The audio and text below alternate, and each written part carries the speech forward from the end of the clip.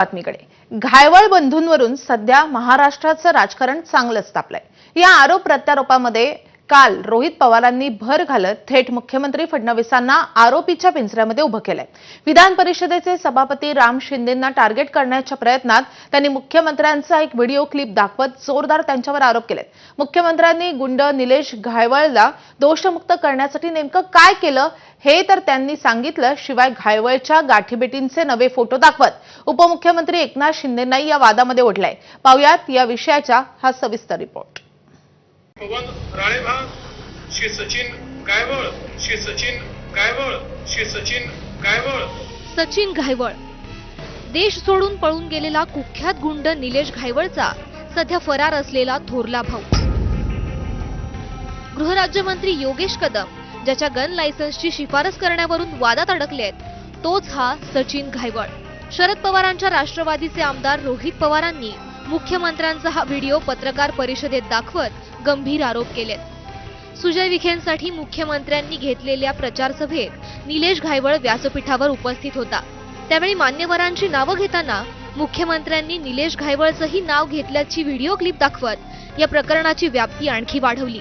पवन राळेभाग श्री सचिन गायवळ श्री सचिन गायवळ श्री सचिन गायवळ पत्रकार परिषदेत रोहित पवारांनी हा व्हिडिओ दाखवला असला तरी आपला आक्षेप मुख्यमंत्र्यांवर नसल्याचंही त्यांनी स्पष्ट केलं।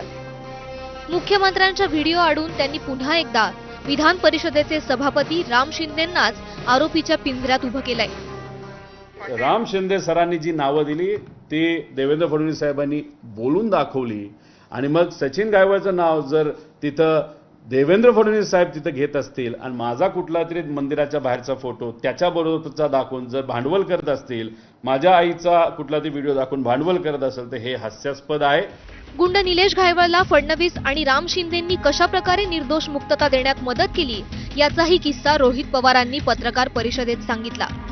मुख्यमंत्री आणि राम शिंदेंवर टीका करताना त्यांनी माजी मुख्यमंत्री एकनाथ शिंदेंनाही आरोपाच्या जाळ्यात ओढलं। देवेंद्र फडणवीस साहेब आणि राम शिंदे हे सत्तेत असताना त्यांना निर्दोष मुक्तता ही मिळाली होती। 2017ला तर मी कर्जत जामखेडचा विचार सुद्धा करत नव्हतो, मी आमदारकीचा सुद्धा विचार करत नव्हतो, कदाचित मी फक्त जिल्हा परिषद सदस्य झाला असेल।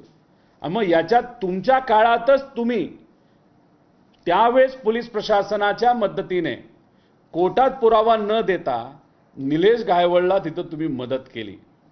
तुम्ही मंत्रालयामध्ये त्यांच्या बंधूंना घेऊन बसला होता, अजून तुम्ही खोलामध्ये तिथं गेलात तर तिथे तुम्ही पार त्यांना त्यावेळेसचे जे मुख्यमंत्री होते त्या मुख्यमंत्री साहेबांना सुद्धा म्हणजे एकनाथ शिंदे साहेबांना तिथं तुम्ही त्यांना भेटवलं।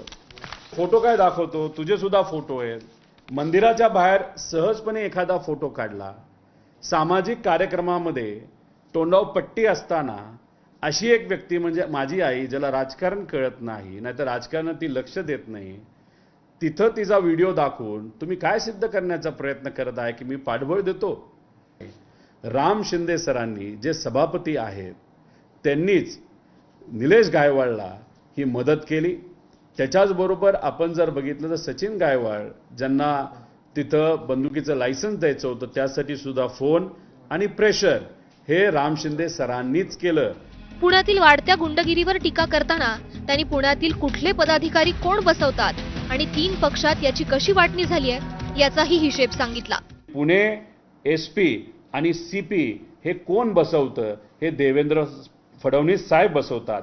कलेक्टर कोण बसवतं, पालकमंत्री अजितदादा बसवतात आणि पुणे मनपा आयुक्त कोण बसवतं तर तिथं शिंदे साहेब जे उपमुख्यमंत्री आहेत ते तिथं बसवतात। म्हणजे पुणे जिल्ह्याला पुणे शहराला सुद्धा या 3 नेत्यांनी वाटून घेतलंय आणि यांच्यातच संवाद नसल्यामुळे खऱ्या अर्थाने पुण्याचं वाटोळं झालंय। रोहित पवारांच्या या आरोपांना भाजपनं जोरदार प्रत्युत्तर दिलंय। आत्ता महत्त्वाची प्रायोरिटी काय आहे, जेर बंद करणे आणि तातडीनं गुन्ह्याखाली शिक्षा देणे। याकरता पोलिसांनी कुठली त्या ठिकाणी टाचणीवर सुद्धा त्या ठिकाणी गॅप सोडू नये। जिथे असेल ज्या पद्धतीने असेल त्या पद्धतीने त्यांना जेरबंद करून त्यांच्यावर त्या ठिकाणी कोर्टामध्ये पूर्ण प्रकरण टिकलं पाहिजे आणि असे लोक जेलमध्ये राहिले पाहिजे। रोहित पवारांनी दाखवलेल्या आजच्या व्हिडिओची पार्श्वभूमी होती भाजपनं दाखवलेला व्हिडिओ. रोहित पवारांच्या आई त्यांच्या भाषणात गुंड निलेश घायवळचे आभार मानत असल्याचा व्हिडिओ दाखवत भाजपनं रोहित पवारांना कोंडीत पकडलं होतं. सौ सुनंदाताई पवार यांच्या एका जाहीर कार्यक्रमात निलेश घायवळ यांची हजेरी लागली होती.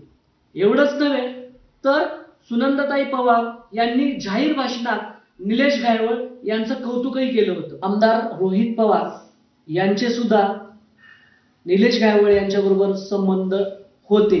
या वादळाच्या केंद्रस्थानी असलेल्या सचिन आणि निलेश घायवळ यांचं मूळ गाव जामखेड तालुक्यातलं सोनेगाव. रोहित पवार आणि घायवळ बंधूंचं बिनसलं कसं हे जामखेड तालुक्यातल्या सोनेगावच्या गावकऱ्यांनी सांगितलंय. गायवळ प्रकरण जे आता सध्या चाललंय ते हेवळ राजकीय सोडापोटी चाललेलं आहे. 2019 साली विधानसभेला सचिन सर गायवळ हे रोहित पवाराचं काम करत होते आणि रोहित पवार या जामखेड कर्जत मतदारसंघातून 43,000 मतांनी निवडून आले. परंतु आता 2024च्या निवडणुकीमध्ये राम शिंदेचं काम करत होते. हे त्यांना खटकलं एकदम जीवाला. त्यांच्यावर इतका राग धरला त्यांनी की त्यांच्यावर काही बी आरोप करायला लागले. त्यांचं मूळ आडनाव हे गायवळ आहे, घायवळ नाही. ते सोनेगावचं मूळ आडनाव त्यांचं गायवळ आहे. त्यांचा त्रास नाही, काय नाही. मी ग्रामपंचायतचा सदस्य आहे. कसलाही काड्या भागात व आमच्या या 5-7 गावात कुठला त्रास नाही. त्यांचं सहकार्यच असतं कोणत्याही कामाला. कसल्या शाळा असो, कुठलं लग्न असो, कार्य असो, त्यांना ते सहकार्यच करतात. गुंडांचे सर्वच पक्षाच्या नेत्यांसोबत फोटो आणि व्हिडिओ गेल्या काही दिवसात समोर आलेत. सत्ताधारी आणि विरोधक दोघांकडून गुंडांसोबतच्या फोटोचा उपयोग राजकीय स्कोअर सेटल करण्यासाठी होत असल्याचं चित्र आहे. पण या गुंडांचा बंदोबस्त कोण करणार आणि सर्वसामान्यांना गुंडगिरी मुक्त महाराष्ट्र कधी पाहता येणार हाच खरा प्रश्न आहे. ब्युरो रिपोर्ट, एबीपी माझा. या बातमीसोबतच बुलेटिनमध्ये वेळ झाली अगदी छोट्या